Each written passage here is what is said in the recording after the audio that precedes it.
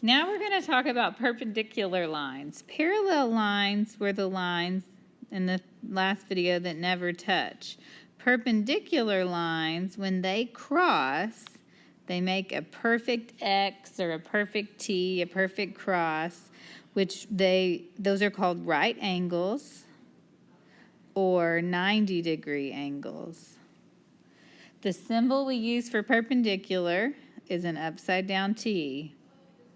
So I'm going to draw a couple examples of perpendicular lines. They can be perfectly like that on the graph. They can be turned a little sideways.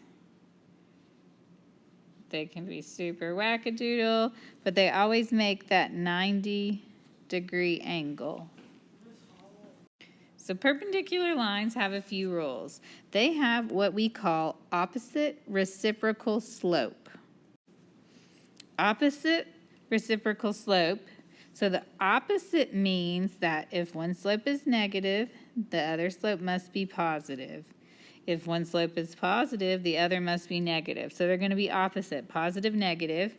Reciprocal means you just flip the fraction. So if I have the fraction 2 over 5, the reciprocal, I flip them over, is 5 over 2.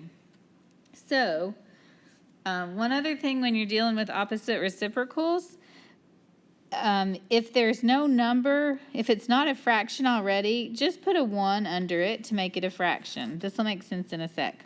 So I see this 1/3 right here. It's positive because it doesn't say, so we know it's positive. So the first thing I'm going to do is it's going to be a negative answer.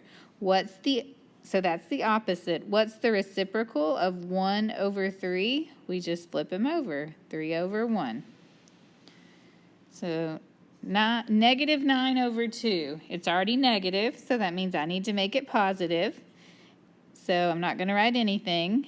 And then I flip them over, 2 over 9. This one is not a fraction, kind of that's what I was talking about a minute ago. When it's not a fraction, we put it over 1 under it. So 15 over 1, it's a positive number, so I need to make my answer negative. And now I flip them over, 1 on top, 15 on bottom. That's your opposite reciprocal. Negative 3, I'm going to put them over 1. The first thing we do is change the sign. It's a negative, so I'm going to make my answer positive. And instead of 3 over 1, I do 1 over 3. This one is a 1. Let's go ahead and put it over 1. So it's positive, so I need to make it negative, and then I need to flip them, but you can't really flip 1 over 1. So, all right, so we're going to look at these and decide, are they perpendicular, and if so, or if not, why or why not? So we have to look at our slopes. This slope right here is a 3. This slope right here is a 1/3. So first of all, they have to be both opposite and reciprocal. So these guys are flipped, 3 and 1 over 3. That's a reciprocal, but they're both positive. So no, because they're both positive. That won't work. All right, what about this next one? My slope on the first one is negative 1/2. My other slope, I'm going to call it 2 over 1. So the top one's negative, the bottom one is positive. That's good. And the top one is 1 over 2. The bottom is 2 over 1. So perfect. Yes, because they are opposite reciprocal. Let's look at the next one. I got a 2 over 3 and a 3 over 2. They're flipped, 2 over 3, 3 over 2, but they're both positive. So no, they are not perpendicular. They're both positive. All right, let's look at the last one. This one's written in that point slope form, but our M right here is still our slope. The top one is negative 4 over 5. The bottom one is 5 over 4. The top one's negative. The bottom one's positive. That's good. That means they're opposite. 4 over 5, 5 over 4. That means they've been flipped. So yes, these guys are opposite reciprocals. We're going to flip over the next page and do a couple practice ones together. All right, let's do 5 across the top. Write an equation for a line that's perpendicular to a given line. Well, first I need to change my slope to make it perpendicular. So my perpendicular slope is going to equal the opposite of negative is a positive, and the flip of 4 over 1 is 1 over 4. So I need to write y equals, use my new slope, 1 over 4x, and then I can write whatever I want on the back, plus 3. All right, let's make this next one opposite reciprocal. Right now it's 1/2. Well, it's positive, so if I make it negative, so my perpendicular slope is going to be negative. And if I flip 1 over 2, it becomes 2 over 1. So now I have y equals negative 2 over 1x, and I just put whatever I want. Plus, let's do minus 2. Okay. The last one, we got to add that plus 0 to. That's okay. Now our slope is a positive 3 over 1. So my perpendicular slope is going to be, it's going to be a negative because that one's positive. And instead of 3 over 1, I flip it, 1 over 3. So my equation y equals negative 1 over 3x. And then I can make the back whatever I want, plus 1. So when I'm given a whole problem here, write the slope-intersect form for a line that passes through the points negative 3, negative 2, so x1, y1, and is perpendicular to y equals 3x plus 3. So if 3 over 1 is my slope, my perpendicular slope would be negative 1 over 3. So there's my m. I got an x and a y. Y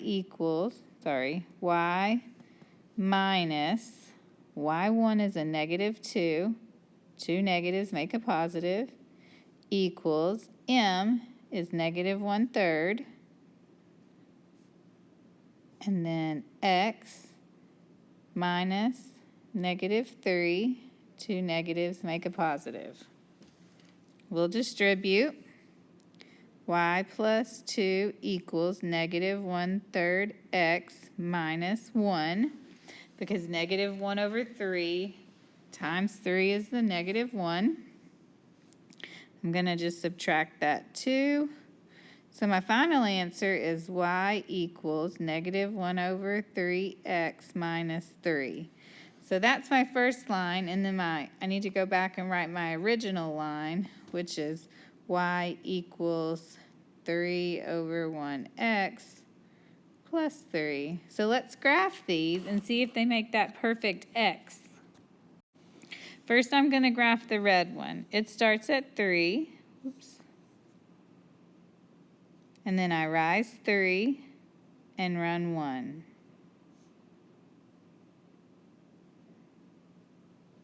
So there's my first line. My purple line, I start at negative 3, and I'm going to rise 1 and run backwards 3.